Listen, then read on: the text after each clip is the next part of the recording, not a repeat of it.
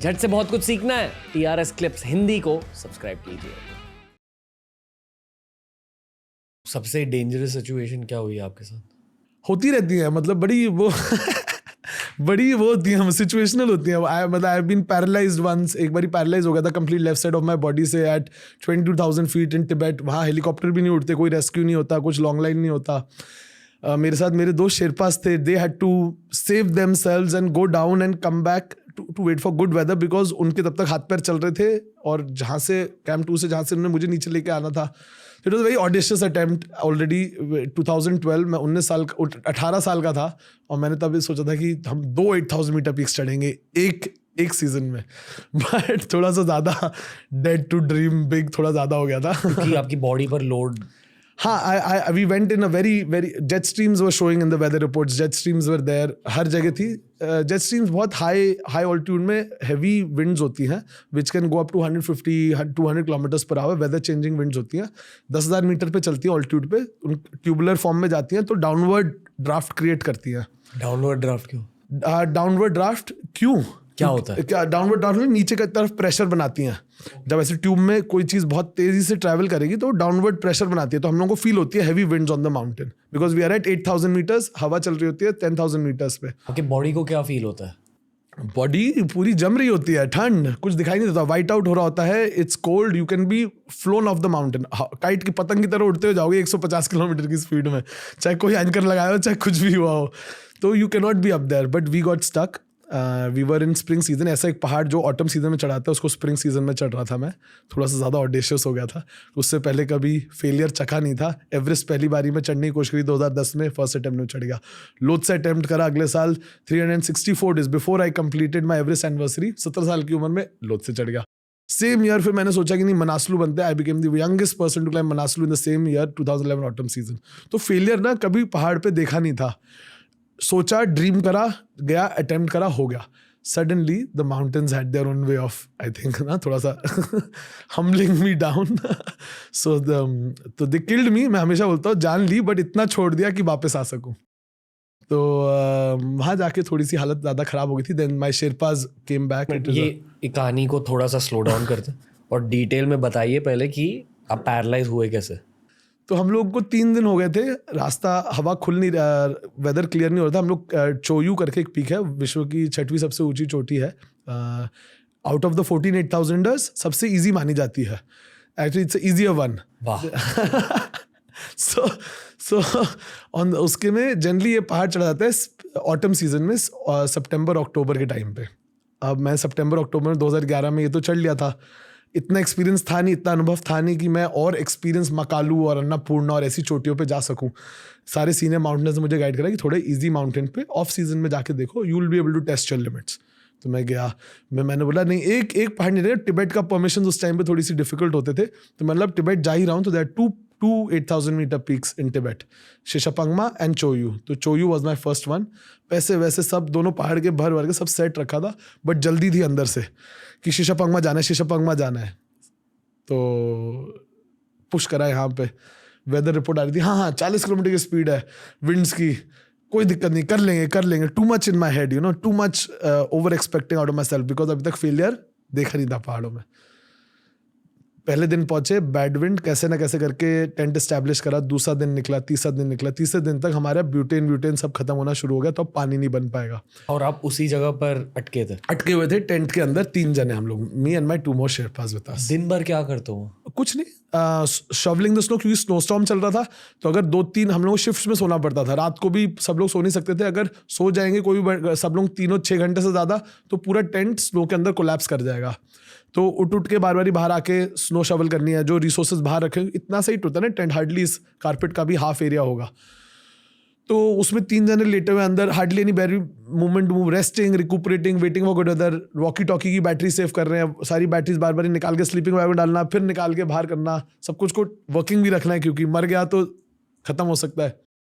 तो ऐसे करके करते करते जब 4th डे हुआ शुरू, तब we are already exhausted most of our resources, and I wake up with a drool. थोड़ा सा ऐसे सुबह उठते ना तो गहरी नींद लग जाती है, तो आई ड्रूल अ लिटिल बिट। मैंने बोला अच्छा थोड़ा सा ऐसे होगा, तो मैंने कहा, हाथ नहीं मेरा करना, मैंने वो लगता है लेफ्ट साइड पे सो जाते हैं ना जब हाथ पे, तो हाथ नहीं काम करता, तो मैंने ऐसा हल्का सा अपना पुश करा, मैं सीधा हुआ अपने स्लीपिंग बैग के अंदर, कुछ तो गड़बड़ है। फिर मैंने एक तरफ से हमने एल्बो मारी राइट हैंड साइड से अपने शेरपा दाई को, उनको बोला दाई उठो कुछ तो गड़बड़ है। उनने मेरा चेहरा देखा, उन्होंने देखते ही बता दिया कि कुछ तो खराब हो गया है अब। तो from the complete left side of my body in my sleep क्या हो गया था, there were because of so much time in high altitude which was not planned, oxygen हम ले नहीं रहे थे, तो ब्लड क्लॉट्स बन गए थे। I had 11 clots, I was suffering from cerebral thrombosis. Brain में? हाँ जी, अभी भी है 11 क्लॉट, एंड रेटिना में हेमरेजेस हो गए थे, 3 in my left and 2 in my right, तो my vision was going very bad. बहुत ज़्यादा पानी सीपन कर गया था between my brain and my skull, तो प्रेशर बन गया था मेरे ब्रेन पे बहुत ज़्यादा, एडिमा बोलते हैं, सेरेब्रल एडिमा एक तरीके का, मतलब पानी भर जाता है। which resulted into ये cerebral thrombosis की कंडीशन, यहाँ क्लॉटिंग हो रही थी because of blood getting thick now. ये 18 साल की उम्र में हुआ जी। तो फिर वहाँ पे फिर लेटे हुआ था, फिर we had to take the call, क्योंकि इससे पहले वाले एक्सपीडिशंस में मैं दूसरी तरफ तो रह चुका था जहाँ पे हम लोगों को छोड़ के पीछे जाना पड़ता था कई बार to save the number of people who were okay. Mountaineering में कई बार डिफिकल्ट कॉल्स लेनी पड़ती हैं पर्वतारोहण में, क्योंकि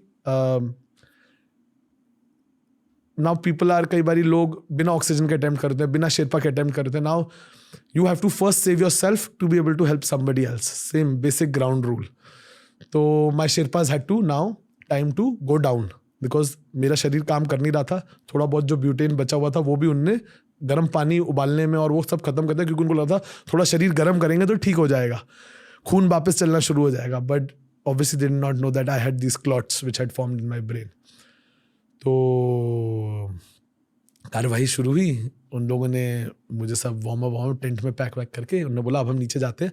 दे प्रॉमिस्ड मी, दोनों ही शेरपा ने मेरे साथ प्रीवियस भी कुछ क्लाइम्स करे हुए थे, तो मिंगमा दाई and Temba both promised me कि we'll come back, I promise कि हम पक्का वापस आएंगे।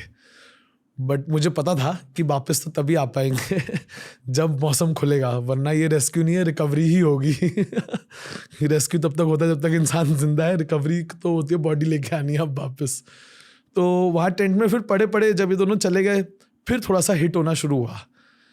फिर वही I started getting like a flashback of, मेरे पास स्टॉर्म चल रहा है, तो फ्लैशबैक ऑफ मेमोरीज आ रहे हैं थोड़े से।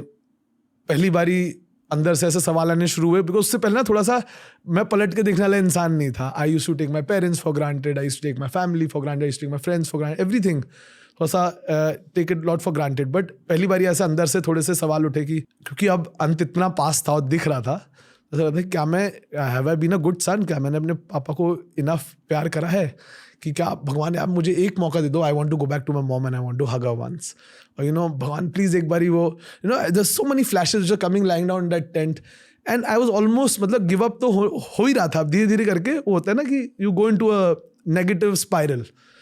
तो शेरपा लोग जब वो निकले थे दोनों मेरे दाजू लोग नीचे को, तो उन्होंने टेंट का वेस्टिब्यूल हल्का सा खुला छोड़ा था, इसलिए थोड़ी हवा आती रहे टेंट के अंदर। तो मैंने बाहर देखा अभी भी स्टॉर्म चल रहा है। फिर मैंने सैटेलाइट फ़ोन मेरे पास छोड़ गए थे, उसमें थोड़ा सी बैटरी थी, तो मैंने घर पे फ़ोन करा और मैंने मम्मी को बोला कि मॉम आई थिंक इस बारी मैं घर नहीं आ पाऊँगा। तो उस तरफ माई मदर को lapse on the phone, obviously my father came rushing from and he was like क्या बोल रहे हो तुम, मम्मी को क्या हो गया। तो for the first time I heard that day in my father's voice की desperation. He is an army officer, very proud man, in is paramilitary officer, he saw the first paras, he seen, मतलब काफ़ी जितनी खतरनाक चीज़ें हो सकती हैं उन्होंने देखी हुई है अपनी लाइफ में ना वैसे। तो फॉर द फर्स्ट टाइम मैंने उनका वो पापा वाला साइड देखा। उन्होंने नहीं कोशिश करो, वो मुझे बोलते कोशिश करो, मतलब पापा कोशिश कैसे करूँ, अब तो शरीर ही काम नहीं कर रहा। इतनी जब तक बात होती तब तक सैटेलाइट फ़ोन भी डेड हो गया। तो फिर अब कोई बात, अब तो कोई कम्युनिकेशन का जरिया नहीं, अब लेटा हुआ मैं टेंट में। फिर मैं बाहर देखता हूँ तो वो स्नोस्टॉर्म के बीच में यही सब ऐसे फ्लैशबैक्स दिमाग में, overwhelmed feelings are coming and I look like छोटा सा ऐसे ना एक बूट वहाँ ग्रीन रंग का निकल रहा था। This is 2012। तो वो बूट मुझे देख के समझ में आ गया कि अंदर एक क्लाइंबर है। तो maybe on his way up और on his way down he might have had an accident, और वो मर गया होगा शायद। तो मैंने वो बूट देखा तो फिर मुझे रियलाइज़ हुआ कि एक अंदर से सवाल था कि अरुण तुम कैसे पाए जाने जाते हो, मतलब जब लोग तुम्हें ढूंढते हुए आएंगे तब कि टेंट में पड़े पड़े तूने गिव अप कर दिया, या do you want to be haunted, at least you tried, कि कोशिश तो करिए एक बारी। तो बड़े जोश अंदर से एकदम आ गया, मैंने बोला ऐसे तो नहीं हार मानूंगा, है ना, if this is going to be end let this be. तो मैंने क्रैम्पॉन एक पड़ा हुआ था, उसमें जोश जोश में लेके टेंट फाड़ दिया मैंने। टेंट फाड़ दिया, मैं लेटा हूँ, मुझे स्लीपिंग बैग के अंदर डाउन सूट पहनी, गरम गरम गरम बूट वूट सब लगा रखा था, टेंट फाड़ दिया। अब मैं जो है ओहो अब तो ट्रबल बढ़ गई है, अब तो जो स्टोसम बाहर चल रहा था वो अंदर भी आ रहा है, सॉरी। तो बड़े अंदर से then I started to crawl, I turn on my stomach, और राइट हैंड में क्रैम्पॉन पकड़ा और लेफ्ट हैंड वो राइट उसमें क्रैम्पॉन एक लगाया जूते में, और क्रॉल करना शुरू करा आइस में, वहाँ स्नो में, स्नो स्टॉर्म के बीच में। तो क्रॉल करा 1 घंटा हो गया, 2 घंटा हो गया। I was trying to go down now, कि मतलब गिरना ही है। तो बट चैलेंज तो था वो आइस क्लिप, जिसके वजह से शेरपा भी मुझे नीचे नहीं लेके गए थे, क्योंकि डेड वेट कौन ले जाएगा। तो हाँ, फिर वो एक टेक्निकल सेक्शन आता है कैंप 2 के जस्ट नीचे, 3-4 घंटे में वहाँ टेक्निकल सेक्शन तक पहुंचा। अब डाउन आना है, रस्सी लगी हुई है, हाथ तो काम कर नहीं रहा। तो मैं से टेक्निकल सेक्शन में लेटा हुआ हूँ और मैं ऐसे नीचे देखता हूँ, खाई से अच्छा खासा ड्रॉप है। टेक्निकल सेक्शन मतलब स्टीप ब्लू आइस वॉल है, तो उसमें जुमारिंग करनी पड़ती है, ऐसे स्लोप नहीं है, ऑलमोस्ट लाइक एन ओवरहैंग है। तो उसमें आपको रैपलिंग करके नीचे आना पड़ेगा, इसमें आपको दोनों टांगे, दोनों हाथ, सारे सब, you have to be fully functional. या तो आपको फिर एक एड चाहिए, कम से कम 4 लोगों की टीम चाहिए, किसी बॉडी को डिसेंड करना है properly with the help of ropes and stretcher वेचर बना के, वो रेस्क्यू टेक्निक्स होती हैं हमारी, पुली वुली लगा के। तो मैं अकेला हूँ, यहाँ से नीचे देखता हूँ, ऊपर देख, थोड़ी देर रुका, है ना, मैं देख रहा हूँ क्या करूँ, कुछ भी नहीं। आवाज़ लगा रहा हूँ, दाजू कोई कुछ सुन ले कहीं से, कुछ तो कुछ नहीं। थोड़ी देर फिर मैंने देखा, देखो यहाँ पे भी पड़े पड़े तो मर ही जाऊँगा, है ना, यहाँ पड़े पड़े जमने से अच्छा है कि नीचे जाके गिर जाता हूँ कम से कम थोड़ा सा। Then if this is what it is going to be, if this is the day, if I am destined to die, आज हो जाए। तो मैंने धक्का लगा दिया अपने आप को, फिर जंप मारी, नहीं फेंक दिया, स्लाइड करवा दिया अपने आप को नीचे से स्लोप से। तो it is all came tumbling, tub sliding down. जब नीचे जाके गिरा ठप से, तो फिर उसमें जाके थोड़ा सा इम्पैक्ट हुआ, एंड फिर मुझे याद है that I passed out, and then there was little bit blood coming out here and there, I don't know from where, but there was snow, थोड़ी सी लाल होनी शुरू हो गई थी। तो फिर आंखें मेरी बंद हो गई। फिर I think that is the moment when I died. तो then I only have a memory straight after that of वो नेपाल और तिब्बत के बीच में एक फ्रेंडशिप ब्रिज है, वो मिलिट्री का बना हुआ है। तो बड़े बड़े एंगल्स होते हैं ना, ऐसे ऊपर से जा रहे होते हैं, ऐसे क्रॉस बार्स। तो मैं एक गाड़ी में लेटा हूँ और मुझे सिर्फ वो क्रॉस बार्स होते दिखाई देते। तो मुझे समझ में आ रहा है कि it was the same memory of when I was entering Nepal by the friendship bridge. So लग रहा है okay, I am going back to now Nepal. So later on, I got to know that the weather cleared out the next day after this event, when I did all of this tent following and everything and throwing metal out. Next day, the weather did eventually get cleared, and my Sherpas started to come up with some more manpower to get me down, and that was very, very generous of them. But they found me very close to Camp 1 itself. So that was not the place where I had the last memory of. तो उसके बाद भी फिर पता नहीं कौन सा भूत था अंदर से, तो चलाए जा रहा था। तो I think I still crawled, I think for another 1.5-2 hours after that fall, and then that's somewhere below a rock they found my red down suit coming out of the snow, and then they got me down and they took a picture of me, pronounced me dead, because obviously there was no brain activity, there was no heart activity, there was no retina movement, nothing. They noted the time of death, took a picture of the dead body, packed me in a sleeping bag and started getting me down. तो नीचे लेके आए, वहाँ पे sleeping bag में बांध के जैसे डेड बॉडी को लेके आते हैं। तो कैंप 1 से जैसे नीचे लेके आते हैं, तो वहाँ पे एक स्क्री शूट आती है। स्क्री शूट होती है पत्थरों की एक ऐसी पूरी गली।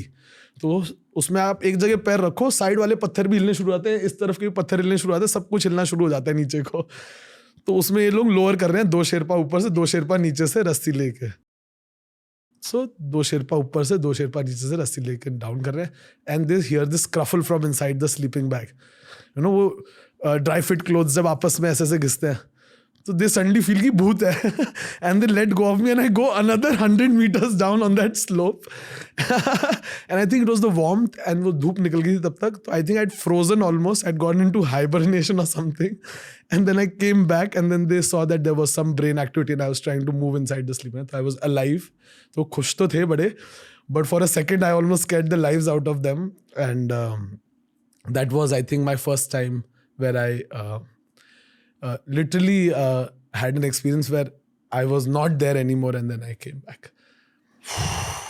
So it was long journey. फिर वापस आके एम्स में, फिर रिकवरी, पैरालिसिस से मैं अभी तक पूरी तरह हंस नहीं पाता हूँ. लेफ्ट साइड से पूरी तरह ऊपर नहीं जाते. एक तरफ से ज़्यादा लंबी हंसी आती है, एक तरफ से कम आती है. There are still little bit things है, but I am very grateful to everybody, all my Sherpas, everybody, for I owe my life to them. आज तक अब जब भी जाता हूँ काठमांडू तब उनसे ज़रूर मिलता हूँ, क्योंकि उनके बगैर मैं नहीं होता शायद आज यहाँ पे. तो एक वो था. फिर उसके बाद अन्नपूर्णा पे last year I fell down. इसके बारे में थोड़ा सा बात करते हैं फिर से. मुझे जानने और कहानियाँ जाननी है, पर पहले ये ब्लैकआउट के बारे में क्या याद है आपको?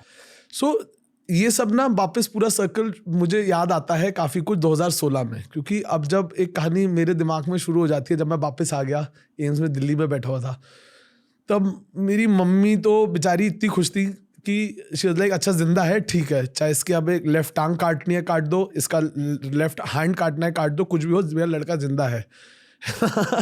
टिपिकल माँ.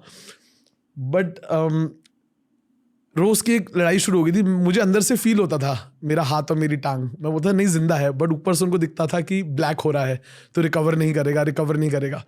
तो रोज डॉक्टर आते थे, बोलते आज एम्पुटेशन करने. मैं बोलता नहीं, आज नहीं, मुझे लगता है आ जाएगा वापस, आ जाएगा. और ऐसे मतलब जिंदा हो जाएगा वापस. I could feel that my body was still alive. Frostbite हो गया था काफी severe. There was a lot of gangrene formation which had happened on the left side. तो डॉक्टर्स को लग नहीं रहा था कि बॉडी रिकवर करेगी, तो एम्प्यूट अगर नहीं करते तो इन्फेक्शन फैलने के चांसेस थे पूरे बॉडी में. फिर से थोड़ा सा आप काफी कुछ कह रहे हो. मेरा जॉब है आपको स्लो डाउन करना. जी. आपने 2016 क्यों कहा? अगर ये 2012 ये 2012 में था, और फिर मैं वापस जाता हूँ क्योंकि चोयू 2016 में कहानी पूरी करने. एक मिनट, तो ये गैंग्रीन और ये सब 2012 में होता है, और फिर मैं अपने आप को प्रॉमिस करता हूँ हॉस्पिटल में कि जब तक मैं कुछ चोयू से कुछ ज़्यादा खतरनाक नहीं चढ़ लेता, तब तक मैं चोयू वापस नहीं जाऊँगा. और फिर मेरी मकालू के 4 अटेम्प्ट्स आते हैं, 2013, 2014, 2015, 2016. And then that's where I become a mountaineer. असली में it's the person who I am today. Makalu shaped me. And then फिर मैं वापस चोयू जाता हूँ, और फिर मुझे वो याद आता है सारे वो मोमेंट्स जो मुझे याद नहीं थे मेरे फर्स्ट अटेम्प्ट्स, क्योंकि वहाँ तो ब्लैकआउट हो गया था, तब तो बॉडी सर्वाइवल मोड में थी. Now when I went back, then I could imagine and remember everything, जो चीज़ मेरे साथ हुई थी. I literally got back a moment जब व्हेन आई फेल डाउन. उसके बाद it all came back to me at that place. मैं अपने आप को ऐसे देख रहा था ऊपर से थोड़ी देर तक, है ना. मतलब अर्जुन तो है, मैं अर्जुन ही हूँ. सो हम लोग कितनी बार ऐसा लगता है ना, हम लाइव देखते हैं तो हम लोग ऐसे दिख रहे हैं, मेरे 2 हाथ हैं. अपने आप को बिना शीशे के तो देख नहीं सकते हम लोग, बट फर्स्ट टाइम अपने आप को बिना शीशे के देखना वॉज अ लिटिल ओवरवेलमिंग. हाँ, फॉर एग्जाम्पल इट इज आपको बेसिकली आप ये कह रहे हो कि it was something like this which came back to me in my head when I went back to attempt Choyu. 4 साल के बाद जब आप वहां गए, तब मेमोरीज फिर से आ गए कि हाँ ये हुआ था, इस जगह पे हुआ था, और ऐसा हो रहा था. और 2012 में आउट ऑफ बॉडी एक्सपीरियंस हुआ तब. हाँ आपका. But that I did not, वो तब तक याद नहीं आया था मुझे. इट वाज समवेयर और it was suppressed in my head, and then it all came back to me. सब कुछ एकदम से ऐसा एज अ फ्लैशबैक आया इन माय 2016 अटेम्प्ट. एक मिनट, वो आउट ऑफ बॉडी एक्सपीरियंस के बारे में बात करते थोड़ा. क्या देखा आपको? तो थोड़ी देर के लिए तो यही ऐसी था. फिर मुझे यहाँ तक याद है, it was just very fluid. Like ऐसा जितना मैं ज़बरदस्ती, I don't want to mislead people also ना. मैं ख़राब चीज़ नहीं बोलना चाहूँगा. I would rather say something which I am very definite about. So I think it was very fluid. Like मैंने पहले थोड़ी देर तो अपने आप को देखा ये वो. फिर उसका just it was just I was moving here, I was moving there, I'm going there. It was a very out of bodily experience. And then nothing else came into my memories. And then I have straight memories of the same bridge. So वाला तो अभी तक मुझे याद ही नहीं है. वो zombie mode जहाँ पे I fainted. I remember escaping the body, whatever you want to call it, है ना. थोड़ा सा ऐसा out of body experience बुला लेते चलो उसको. And उसके बाद कब वापस आया और कब वहाँ से 2-2.5 घंटा और क्रॉल कराया मैंने उस बॉडी में. It's beyond my power also, but this is just what the Sherpas have told me कि वहाँ मिला था मैं. तो I think I got into a zombie mode. Do you think कि पेरेंट्स की वजह से आपकी बॉडी क्रॉल कर रही थी? ऐसा बोलते हैं बहुत लोग, सबके अपने अपने अलग अलग चीज़ें हैं, but I do think sometimes कि कि if it is not your day and अगर आपका अभी भी कुछ पर्पस है ना यहाँ पे, तो फिर नहीं जाता इंसान छोड़ के शरीर, हाँ, है ना, ये जो सोल है ये नहीं जाता। क्योंकि मैंने देखा है कई बारी पहाड़ों में जिसकी सबसे ज़्यादा लीस्ट प्रोबेबिलिटी होती है जाने की ना, जो सबसे ज़्यादा लीस्ट ससेप्टेबल होता है वो चला जाता है, और जिससे आप बिल्कुल एक्सपेक्ट नहीं कर रहे होगे, जिसके सबसे ज़्यादा चांसेस आपको लग रहे होंगे, वो बच जाता है। तो it is very unfair also sometimes eight times, you know. So life is such A delicate thing कि कई बारी बाथरूम में पैर फिसला, कमोड में सर लगा, मर गया, है ना। और कई बारी 3-3, 4-4 दिन तक you deprive a person of food, water, you know, warmth, फिर भी वो बच जाता है। जब वो गैंग्रीन और फ्रॉस्टबाइट की सिचुएशन हुई, मैं ये पूछना चाहूँगा, पहले तो फ्रॉस्टबाइट के बारे में बात करते हैं। हिंदी में समझाइए फ्रॉस्टबाइट होता क्या है। फ्रॉस्टबाइट में बेसिकली क्या होता है कि आपके सेल्स नहीं मरते, टिश्यूज भी मरना शुरू हो जाते हैं। तो जब एक बार टिश्यू मरना शुरू हो जाते हैं ना बॉडी में, तो फिर वो रिकवर नहीं करते। टिश्यूज की रिकवरी करने के लिए या तो ग्राफ्टिंग करनी पड़ती है या तो एम्प्यूट करना पड़ता है। और अगर इन्फेक्शन स्प्रेड नहीं कर रहा तो कुछ टाइम में, जैसे अगर मेरी यहाँ तक फ्रॉस्टबाइट हो गया, अगर कुछ टाइम में अगर मैं उसको एम्प्यूट नहीं करूंगा तो वो डेड होके झड़ जाता है हिस्सा पूरा, मतलब बॉडी का। जैसे अगर आपने अपने हाथ को आग में डाला तो हाथ जल जाएगा, जल जाता उसी है। तरह अगर हाथ को बहुत ज्यादा ठंड में बहुत देर के लिए रखा तो जल जाता है फिर से। जलता, एक तरीके से हाँ उसको जलना बोल सकते हैं। It is called a cold burn in a way. In medical science के उसमें कोल्ड बर्न ही बुलाया, जलना ही बुलाया जाएगा। बट उसका प्रॉपर मतलब scientific definition is it dies at a cellular, bone marrow से लेके सेलुलर सिस्टम, नर्वस सिस्टम सब अंदर का डेड हो जाता है बियॉन्ड रिकवरी पॉइंट। मतलब एक डेड बॉडी की तरह आपकी उंगली। हाँ, डेड बॉडी। उसका दर्द और करता है क्योंकि बॉडी कॉन्टिन्यूसली अंदर से हार्ट पंप करने की कोशिश कर रही होती है खून, और जाता नहीं है उसमें खून, डेड हो चुका है वहाँ का। क्या फील होता है हाथ में? मुझे तो ब्लिस्टर्स हो रखे थे बहुत हैवी, जिसकी लग रहा था कि वो डेड होके आएगा, but I could still feel के अंदर से जिंदा है। तो first stage is heavy blisters, फिर उसमें पानी भरना शुरू होता है, फिर वो ब्लैकनिंग शुरू हो जाती है, फिर उसके बाद फिर वो सूखना शुरू होता है फाइनली। तो मेरा ब्लिस्टर स्टेज तक था, ब्लैकनिंग शुरू हो रही थी कुछ कुछ हिस्सों में। That's why the doctors were concerned. They would putting me on steroids, they wanted to open all the clots in my head by thinning my blood and opening it, but none of it worked. And finally जब उन्होंने steroids बंद कर दी तो एक दिन अपने आप में उठा और मेरा फुट हिलना शुरू हो गया था। तो like voila, लाइफ फोर्स जिसे कहते हैं। I think yes, हर इंसान के अंदर एक वो जज्बा होता है। कुछ भी मतलब कई बारी आई थिंक सबसे बड़ी गलती हम लोग यही करते हैं कई बारी ना, हम लोग फैक्ट्स एंड फिगर्स एंड बहुत ज़्यादा एक्सटर्नल चीज़ों में अपने विश्वास को करते हैं, जबकि हमारी जो इनर इंजीनियरिंग है ना, that is way beyond everything else. दोस्तों ऐसे ही बहुत सारे वीडियोस आपको मिलेंगे ये वाली प्लेलिस्ट में। सब्सक्राइब कीजिए और प्लेलिस्ट देखिए, सीखते रहिए, ग्रो करते रहिए। Happiness through curiosity on the Ranveer show.